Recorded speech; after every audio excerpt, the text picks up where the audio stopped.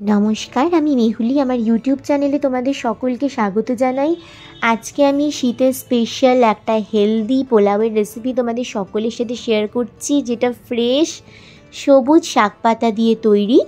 শরীরের জন্য খুবই ভালো, প্লাস এই পোলাওয়ে একদমই অল্প পরিমাণে আমি ঘি ব্যবহার করেছি।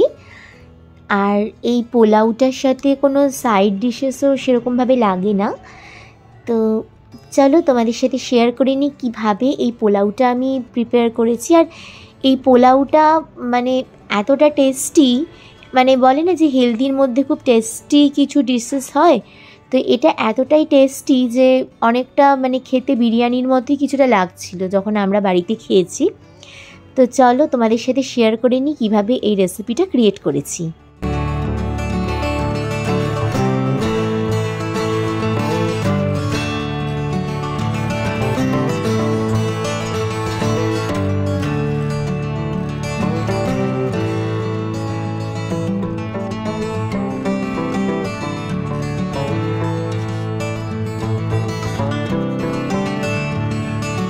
এই পোলাওয়ের জন্য প্রথমে আমরা ফার্স্টে একটা ভাজা মশলা তৈরি করব। তো কিভাবে কি কি ইনগ্রেডিয়েন্টস দিয়ে এই ভাজা মশলাটা প্রিপেয়ার করছি তোমরা দেখতে থাকো।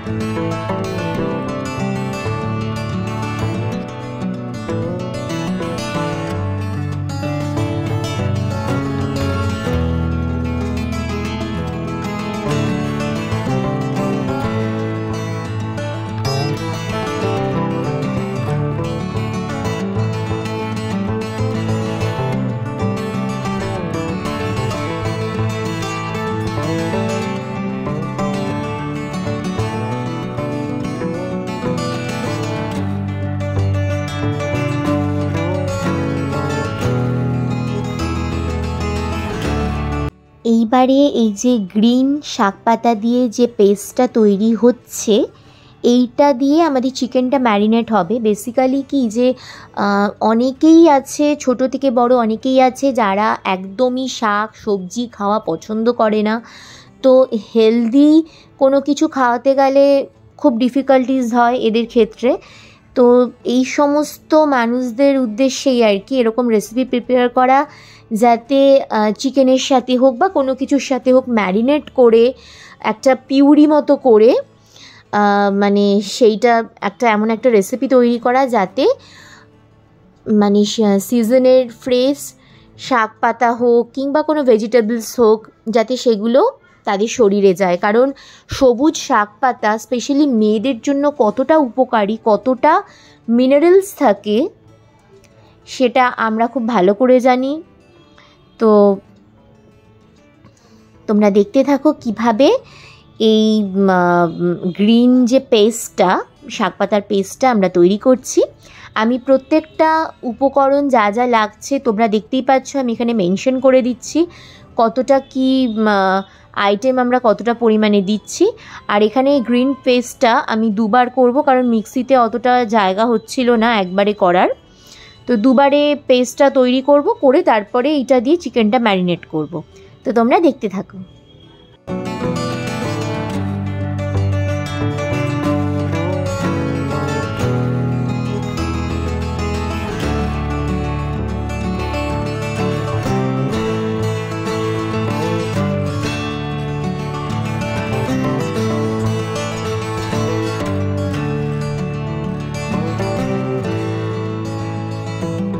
চিকেন ম্যারিনেশনের সময় আমরা একটু চিনি ব্যবহার করেছি, যাতে একটু সামান্য মিষ্টত্ব আসে। তোমরা চাইলে পাউডার জাগারিও ব্যবহার করতে পারো, তাতে এই রেসিপিটা আরেকটু বেশি হেলদি হবে।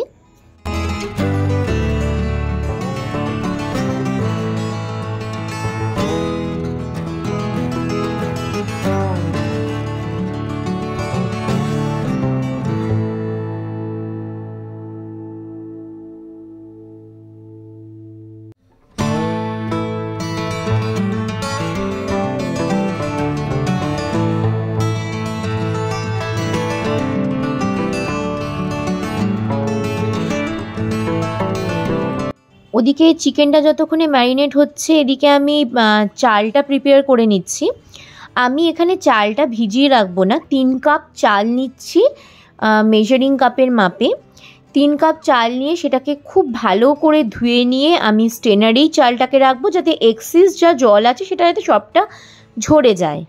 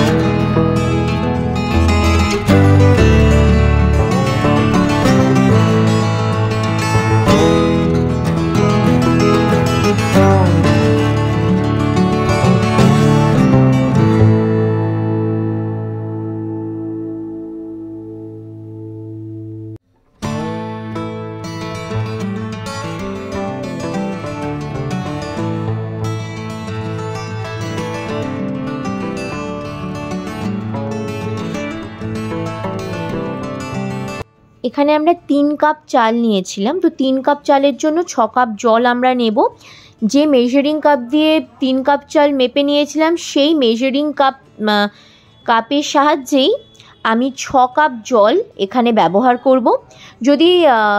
যদি 1 কাপ চাল নিতাম তাহলে 2 কাপ জল, যদি 1.5 কাপ নিতাম তাহলে 3 কাপ, মানে যতটা চাল নেব ঠিক তার দ্বিগুণ পরিমাণে জল এখানে পোলাওতে ব্যবহার হবে। আর তোমরা তো ভিডিওতে দেখতেই পেলে যেখানে আমি একটু নুন যোগ করেছি। অ্যাকচুয়ালি চিকেন ম্যারিনেশনের সময় যেহেতু অনেকটা বেশি নুন যোগ করেছিলাম, যার জন্য এখানে রাইস যেহেতু দিয়েছি তো অল্প একটু নুন যোগ করলাম।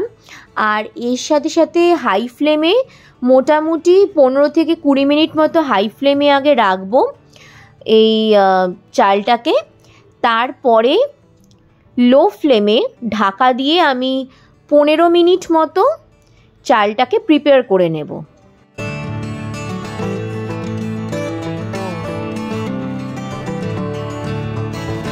আমাদের চালের জল যে শুকিয়ে এসেছে তোমরা দেখতেই পাচ্ছ।